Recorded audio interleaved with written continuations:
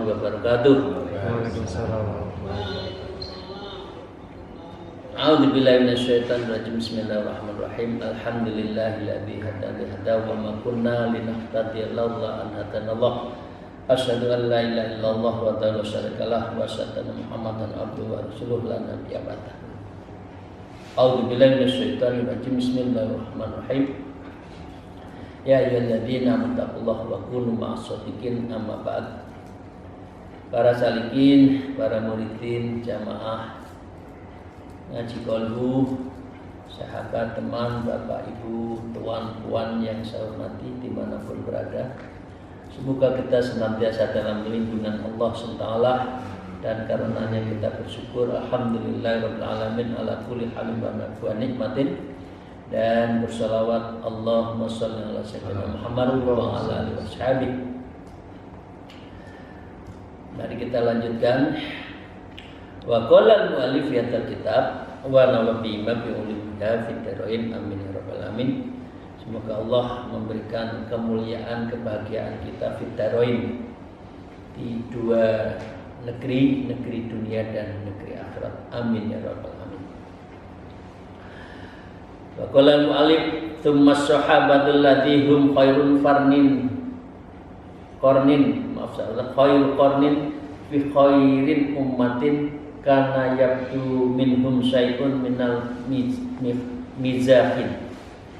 Sesungguhnya para sahabat mereka berada pada zaman yang terbaik untuk umat yang terbaik, yaitu zaman Rasulullah yang masih hidup. Maka itu khairun qarni, sebaik-baik kurun adalah kurun zaman saya. Ya.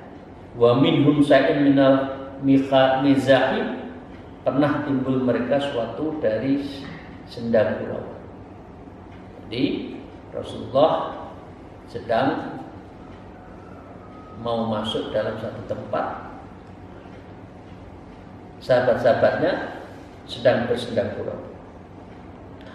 Fa nazala qauluhu ta'ala alam yakni lil ladzina amanu an tahsa'a qulubuhum li dzikrillahil ayah.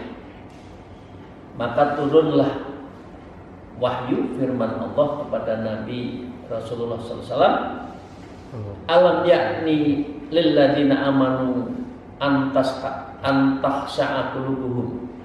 Bukankah datang waktunya bagi orang yang beriman untuk tunduk kepada Allah? Caranya apa? Lidzikrillah, untuk berzikir kepada Allah. Jadi jangan banyak guyon. Rasulullah kalau ada sahabatnya guyon pun juga kurang seneng, apalagi ngakak-ngakak sampai jam 1, jam 2 malam ya. Eman waktunya. Kalau waktu itu untuk guyon yang tidak bermakna. Rasulullah kemudian mengingatkan melalui wahyunya, loh, kamu itu kok guyon? Apa kamu tidak ingat? Apakah kamu tidak ingat? Mestinya kamu itu harus antahsa'a qulubuhum. Kamu itu harus menyerahkan, mendekatkan hatimu itu lidzikrillah, untuk berzikir pada Allah. Tsumma wada'a fi hadhil ummah, selanjutnya Allah telah meletakkan pada umat itu ma'a kauniha marhumatul hudud, yaitu bersama umat dengan keberadaannya sebagai diproteksi ya dari hukum pidana, wasyasah dan politik yang agung, wasyasatul adimah wal adab, dan juga adab. Nah, kemudian ini adalah adab yang harus dilakukan oleh kita. Sebaiknya kita tidak terlalu banyak untuk guyon, lebih baik zikir. Hatta kana Yunus ibnu Ubaid yaqulu la ta'man man qata'a fi khamsati darahim khairan udwin angka ayyakuna adaban adabu hadza wa hadza. Sehingga Syekh Yunus bin Ubaid pernah berkata begini, Jangan engkau merasa aman terhadap orang yang telah dipotong anggota tubuh terbaik dari mereka dengan balasan 5 dirham. Sampai hal itu dipotongnya esok harinya sebagai siksaan seperti ini. Ya. Dan ini adalah hanya mencuri sebanyak 5 dirham saja.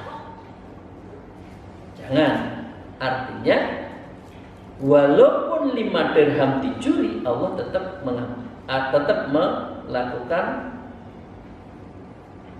apa? Satu ancaman, 2 siksaan. Ini artinya pada posisi Anda kita jangan jangan sekali aja saya nggak apa-apa deh, nggak sholat malam, nggak enak, jangan. Nanti lama-lama nggak sholat lagi, nggak apa-apa sehari. Begitu juga sholat nanti ngelirwakan, bahasa Jawanya itu ngelirwakan, artinya menyepelekan. Apa deh sholatnya digabung aja, zuhur asar, lagi asik ntar tahu zuhurnya habis digabung dengan asar. Jangan pernah menyepelekan kesalahan. Di ini diceritakan 5 dirham saja tetap dilakukan siksaan. Dalam posisi seperti ini, Imam Ghazali mendoakan kepada kita yang membaca kitab ini. Beliau berdoa begini: Nas'alullah ta'ala rahim al-karima subhanahu alla yu'amilana illa bi mahdhi karamihi innahu arhamur rahimin. Wahai Allah yang maha pengasih dan pemurah lagi maha suci, semoga Allah tidak memberlakukan kita kecuali dengan kemurnian kemurahannya Allah. Sejujurnya Allah zat yang maha pengasih di antara yang welas asih. Jadi dengan demikian ini doa baik ya, untuk minta maaf atas semua kesalahan. Dan ini juga doanya Imam Ghazali kepada kita. Lah ini tadi khauf. Ya, khauf, ancaman-ancaman bagi orang yang salah. Kemudian sekarang rojak sekarang. Wa qala al-mu'allif fi hadzal kitab wa amma min janibir rojak fa hadis an rahmatillahi wasi'ah wala kharja. Adapun kalau dilihat dari sisi roja, maka berbicaralah konsep tentang roja itu berhubungan dengan rahmatillah, rahmat Allah wasi'ah yang maha luas, wala haroja, dan itu bukan suatu kesalahan. Artinya memohon pada Allah agar diampuni, diberikan sesuatu, diberi fadilah, diberi kemudahan-kemudahan dalam hidup, itu boleh, nggak ada yang salah. Karena itu posisi kita adalah sedang roja, artinya berharap surga, berharap akhirat, nah, itu boleh. Wa manil ladzi ya'rifu ghayataha aw ya'rifu waqfaha wa nihayataha. Siapa yang bisa mengetahui batas tertinggi rahmat Allah, mengetahui gambaran bagaimana nikmat-nikmat Allah yang akan diberikan, wa nihayatiha, dan akhir dari semuanya itu nggak ada yang tahu kan. Allah maha luas, Allah maha pengampun, Allah maha memberi, Allah maha menjadikan manusia itu kekasihnya bagi orang-orang yang ingin jadi kekasih Allah. Artinya Allah itu adalah Arhamur Rahimin. Allah itu yang maha mencintai dan maha sangat mencintai di antara hambanya yang mencintai. Nah, karena itu mengenai roja, qala Allah Ta'ala, berfirman Allah SWT, Qulil ladzina kafaru iyantahu yughfar lahum ma qad salaf. Katakanlah kepada orang kafir, jika mereka berhenti dari kekafirannya, niscaya Allah akan mengampuni mereka tentang dosa-dosa mereka itu. Orang kafir, kemudian mau syahadat, langsung dia dosanya habis. Alhamdulillah, di pondok ini beberapa kali mengislamkan.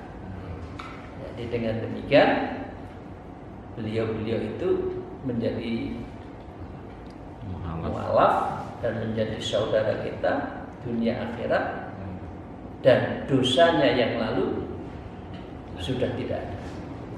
Jadi hebatnya rojak itu di sini. Bedanya begitu orang sudah syahadat, begitu sudah berakidah la ilaha illallah Muhammad Rasulullah, hilanglah semua kesalahan yang lalu, sampai man kana akhir kalamu la ilaha illallah dakhalal jannah. Siapa yang membaca di akhir hidupnya itu adalah membaca la ilaha illallah, maka sesungguhnya dia pasti masuk surga. Itu itu palu godamnya itu di situ. Begitu syahadat masuk surga. Nah, berarti ini rojak kan? Berarti ini Allah memberikan harapan kepada umatnya. Maka dengan demikian, fa innahu alladzi la yahabba kufra sab'ina sanatan bi imani sa'ah. Imam Mujali menyimpulkan, karena sesungguhnya dialah Allah yang merobek suatu kekufuran selama 70 tahun dengan keimanan sesaat saja, satu kalimat saja. Asyhadu an la ilaha illallah wa asyhadu anna Muhammadan rasulullah, masuk surga. Ini berarti rojak. Nah, pertanyaannya, bagaimana kalau kita yang alhamdulillah iman setiap hari, sholat setiap hari, istighfar setiap hari, sholat malam, sholat hajat, taubat, sholat tahajud, liridhoillah, syukuran fifatillah, insyaallah, amin ya rabbal alamin. Itu merupakan bekal kita semua nanti di yaumil akhir. Nah, ini ada cerita lagi. Amma tarofi amri sahati Fir'aun. Ada suatu saat para penyihir Fir'aun, para penyihir di zaman Fir'aun, alladzi ja'u li harbihi wa halafu bi'izzati fir'auna adubu. Beliau para penyihir itu membangga-banggakan dari Fir'aun yang sangat hebat menurut mereka, padahal Fir'aun itu adalah musuh dari Allah, adubu. Fama kana illa an ra'auhu ayah Musa alaihi salam. Kemudian para penyihir itu kalah dengan Nabi Musa. Apa mukjizat Nabi Musa saat itu? Tongkatnya jadi ular, memakan sihir-sihir ularnya yang lain. Kemudian dialah akhirnya masuk Islam kan, masuk agama tauhid, ya. Fa'araful haq, lalu mengertilah mereka akan Allah yang hak, bukan Fir'aun. Nah, faqulu amanna bil alamin, kami kemudian beriman kepada Allah semesta alam. Jadi para penyihir akhirnya masuk Islam, masuk agama tauhid. Walam yadhkuru annahum zadu alaihi amalan, dan Allah tidak menyebutkan bahwa mereka menambah amalnya di atas itu. Udah umur 70 tahun kafir, kurang sehari syahadat, masuk Islam, masuklah dia surga. Nah, itulah dia tidak dihitung dulu masa lalunya, itu nggak ada. Begitu syahadat, begitu iman, langsung menjadi kunci masuk surga. Tumangdurkan kar'a dzikrahum fi makna al-madhi fi kitabil aziz. Kemudian perhatikanlah berapa banyak cerita-cerita tentang orang-orang ahli sihir di dalam Quran yang akhirnya dia dipuji karena akhirnya masuk Islam. Wa kam kabaira wa saghira ghafara lahum bi imani sa'atin bal lahdatin, dan berapa banyak dosa-dosa besar dan dosa kecil yang telah diampuni dosanya dengan keimanan sesaat, bahkan sekejap saja. Jadi dengan sekejap kita diberi hidayah, dan dari situlah kita menjadi ahli surga karena mengimani Allah dan Rasulullah. Kemudian Allah berfirman,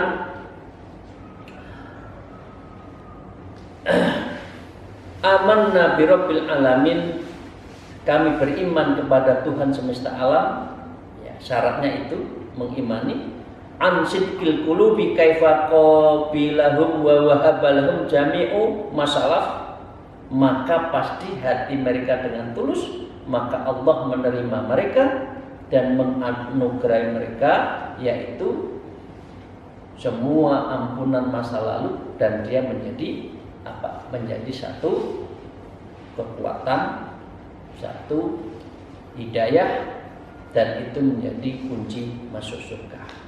Tsumma kaifa ja'ala rusul syuhada'i fil jannah abadil abadin, kemudian bagaimana Allah telah menjadikan mereka akhirnya syuhada juga di yaumil akhir selama-lamanya, abadal abadin, hanya sesaat, ya, hanya asyhadu an la ilaha illallah wa asyhadu anna muhammadar rasulullah, kemudian dia masuk surga selama-lamanya.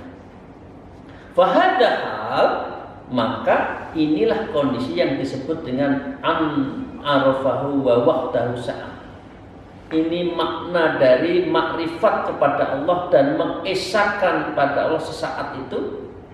Kulli dzalika sihir wal kufru wa dhallal falsaf, orang yang ahli sihir, orang yang kufur, dan orang yang sesat, maka dengan demikian menjadi baik. Nah, pertanyaannya, fa kaifa halu man afna umruhu fi tauhid? Bagaimana kalau orang insya Allah seperti kita, amin ya rabbal alamin, selama hidupnya selalu mengesahkan Allah, ya, wala yara lidzalika ahla fid darain ghairihi, maka tidak ada lain yang perlu kita lihat kecuali Allah memberikan kebahagiaan atas pengesaan kita pada Allah itu di negeri dua negeri, yaitu di dunia dan akhirat. Bapak Ibu sekalian, kita lanjutkan. Wa amatar ashabul kahfi wa makanu alaihi minal kufri tula amarihim. Tidaklah engkau juga perhatikan tentang cerita ashabul kahfi yang dia masuk gua dan keadaan mereka tidak pernah kufur kepada Allah sepanjang usia mereka. Ya. Il qamu faqalu rabbuna rabbus samawati wal ardh lan tad'u min dunihi ilahan. Ini adalah Jadi ayat Al-Kahfi. Di waktu mereka berdiri lalu mereka berkata, Tuhan kami ada Tuhan langit dan bumi, kami tidak sekali-kali menyeru kecuali untuk Allah. Wattawaju ilai kaifa qiblahum wa wahabalahum thumma a'azzahum wa akramahum, dan mereka memohon perlindungan pada Allah, menerima mereka memberi anugerah, artinya Allah memberi anugerah, kemudian menguatkan mereka dan memuliakan. Ya, faqala wa nuqallibuhum dzatal yamin wa dzatas simal, dan Allah membalik-balikkan mereka ke kanan ke kiri, walaupun di gua akhirnya tetap hidup beratus-ratus tahun karena masanya berbeda, sehingga ceritanya itu kan uang yang ada di sakunya, padahal itu uang sudah ratusan tahun. Berarti saya di gua itu ratusan tahun, tapi tetap dalam keadaan iman. Kemudian Allah tidak merubah imannya sedikit pun. Wa kaifa adzama lahum hurmah, dan bagaimana Allah telah mengagungkan mereka dengan segala penjagaan. Wa albasuhum mahabbatu wa khasyah, dan telah menyandangkan diri mereka dengan rasa segan dan rasa takut, karena beliau itu adalah orang-orang pilihan. Singkat kata, singkat ini saya akan melanjutkan. Diabadikan juga di dalam surat Al-Kahfi, la tala'ta 'alaihim lawallaita minhum firaran wa walla mulita minhum ru'ban. Sampai diceritakan ini, jika kamu menyaksikan mereka, tentulah kamu akan berpaling dengan melarikan diri, akan dipenuhi dengan ketakutan terhadap mereka. Tapi mereka tidak. Fi kaifi akrami kalban, bahwa bagaimana Allah telah memuliakan anjing yang mengikuti mereka. Artinya dia ada anjing satu kan? Hatta dzakara fi kitabil ajil marad, hingga Allah menyebut anjing di dalam kitabnya itu beberapa kali yang mengikuti Ashabul Kahfi. Tsumma ja'ala ma'hum fid dunya masjuron, kemudian Allah menjadikan anjing bersama mereka di dunia itu nanti ikut terpuruk. Wa yadkhul jannah fil akhirah mukarraman, dan anjingnya Ashabul Kahfi itu nanti juga masuk surga bersama mereka. Nah, ingat doanya apa? Doanya mereka apa? Rabbana atina min ladunka rahmah wa hayyi' lana min amrina rasyada. Jadi kalau Anda kita itu ditekan oleh zaman yang tidak benar, nah itu zaman saya itu kan, kemudian Ashabul Kahfi kan lari ke gunung, kemudian di gua. Tempatnya sekarang guanya itu di Yordania. Dengan seizin Allah saya sudah 2 kali ke gua Ashabul Kahfi itu. Ya, di situ tempat munajat yang bagus, berdoa juga. Nah, Rabbana atina min ladunka rahmah wa hayyi' lana min amrina rasyada. Jadi kalau ada orang zalim kepada kita, baca doa ini. Rabbana atina min ladunka rahmah wa hayyi' lana min amrina rasyada. Saya lanjutkan. Fa kaifa fadlu ma'abdihil mu'minin alladzi qatanu wa waqtahu 'abdahu sab'ina sana. Lalu bagaimana anugerah Allah yang berikan kepada hambanya yang telah berbakti kepadanya, mengesahkannya dan menyembahnya selama 70 tahun. Ini kira-kira usia kita kan sekitar itu kan. Wa kaifa la asa sab'ina alfasanatin lakana qasidan lil ubudiyah, dan bagaimana seandainya dia hidup 70 ribu tahun, pastilah orang itu bertujuan hanya untuk menghambakan diri pada Allah. Artinya ini roja. Roja berarti mengharap Allah akan memberi apa yang diminta oleh hambanya di dunia dan juga di akhirat, itu boleh. Bahkan manusia juga harus punya roja. Kalau tidak punya roja berarti tidak meyakini Allah itu Maha Kuasa.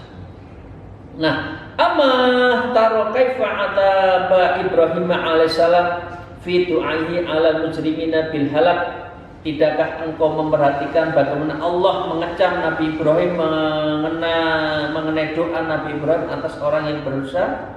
Kemudian Nabi Ibrahim juga kena apa? Kena ancaman atau kena siksaan juga. Fa kaifa ataba Musa fi amri Qaruna faqala,